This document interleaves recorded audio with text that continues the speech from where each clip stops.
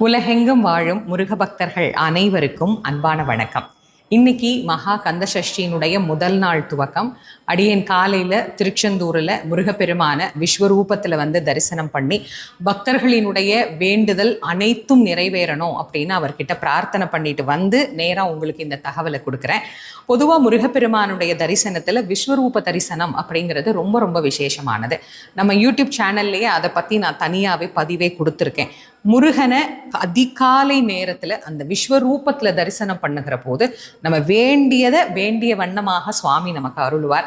இந்த மகா கந்த சஷ்டியில் பல்லாயிரக்கணக்கான பக்தர்கள் விரதம் இருந்து வழிபடக்கூடியோருக்கு பல வேண்டுதல்கள் இருக்குது. உங்கள் எல்லாருடைய வேண்டுதலும் பலிக்கணும் அப்படின்னு இன்னைக்கு நான் முருகப்பெருமான் கிட்ட என்னுடைய விண்ணப்பத்தை வச்சுருக்கேன்.